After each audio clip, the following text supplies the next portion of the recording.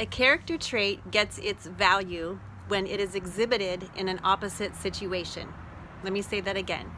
A character trait gets its value when it is exhibited in an opposite situation. Hey guys, welcome back. It is week 2 in the month of joy, also known as April, and I find it interesting that as we talk about joy as a character trait, that joy is showing up in April because April is my birthday month, and joy is out of the 9 different character traits, 9 different components of the fruit of the Spirit, joy is the one that I struggle with the most. And apparently I'm not the only one who struggles with this, because there are countless sermons that I have listened to and articles that I've read, and everybody seems to have this struggle explaining joy as a character trait. And the reason is because of what I just mentioned, that a character trait gets its value when it is placed into and when it is exhibited in an opposite situation. So if there's a teacher in a classroom and the kids are behaving and everything is calm and everybody's doing what they're supposed to do, we wouldn't say necessarily that that teacher is patient, because we may say she's a good teacher, but we wouldn't say in that instance that she is patient because she's not being challenged in that instance. However, if the classroom is noisy and the kids are asking the same questions over and over and over again, and they're not listening and they're getting out of their chairs, but she is still exhibiting this calm and is able to get the students to do what they need to do without getting upset herself and without yelling, then we would say that she is patient when she does this day after day. So we don't develop our character in a situation that is easy. We develop our character in a situation that is difficult or adverse. And the same way that we develop our physical muscles by going to the gym or lifting weights or pushing ourselves in a heavy cardiovascular workout to strengthen our lungs, our emotions and our character are grown in the exact same way. That is to say that we put our emotional selves into a difficult or adverse situation. And so when we talked about love last month, I was saying that love is not a feeling, it's not an atmosphere, it's not an emotion.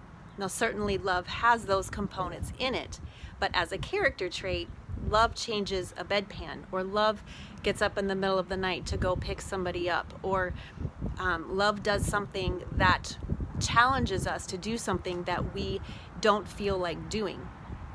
If we have an accountant, let's say, or we have put someone in charge of our money and we trust them to take care of their money, then they probably have good character, which is to say they can be alone with our money and they don't have to have this constant checks and balances because they do the right thing.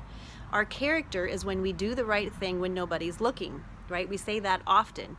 What that insinuates is that there's another response that we could do.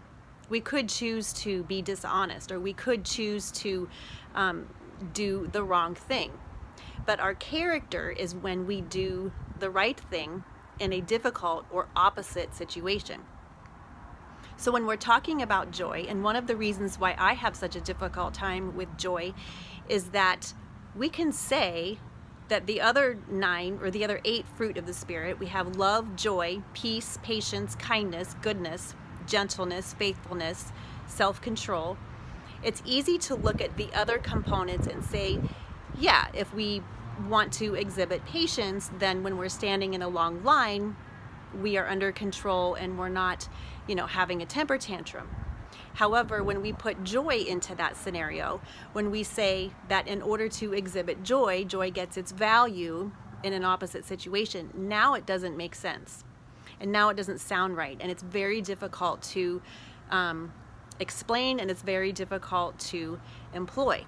And I think the reason, part of it, is because the synonyms for joy are exuberance, and we have this happiness is certainly a synonym of joy, and we have this sense that when we're joyous, we're smiling, we're laughing, we're dancing, we're woot woot. That's not what we think of doing when we are in an opposite situation. So when there's a struggle and when there's a challenge, we're not doing the woot woot, right? And so we think that we can't have joy in that situation. But if joy is a fruit of the Spirit, And the fruit of the Spirit are those 9 character traits that I just listed. And if those are a gift from God to us to help us do our daily lives, and if they are available to us as a gift and as tools, then that means that joy is a little bit deeper than just the smiling and the laughing and the dancing and whatever. Certainly joy has those components, just like love has the components of romance, but as a character trait, it's something that we choose in a situation, much like we do gratitude. So in January, when we were talking about gratitude, it's being grateful for the lesson, being grateful for not being grateful for the situation, but being grateful in the situation, that we can use it for a purpose, that it doesn't have to be in vain, that there are lessons to learn. And quite honestly, the only time that we really grow is when we are in pain or when we are struggling. If you don't pick up the weight, right, you're not going to grow the muscle, right? And if I waved right now, I would have like 3 waves going on down here because I don't pick up the weights to do my triceps. I just don't like to, and so it's blubbery, right? Same thing with our emotions. We have to struggle. We have to be in a situation where we are challenged in order to exhibit that character trait. We have to practice. It doesn't come naturally. It doesn't come automatically. We have to force ourselves into a situation that we practice. So when we are on the street level and there's a situation that is really painful or something that we're struggling with, it could be anything. So you fill in the blank, whatever in your life you're struggling with. It doesn't feel like joy. And to put joy into its opposite means upset, means sad, depressed, right? Those are the opposites of joy, right? So a feeling of loneliness, a feeling of lost, feeling of, the joy is, what we have to remember is that the joy is not just about this street level, whatever is right in front of us, right? We're not going to smile and laugh and woohoo at necessarily everything that's right in front of us. But if we pull back and if we look at the macro, if we look at our situation from the 10,000 foot level, there's a bigger story in place.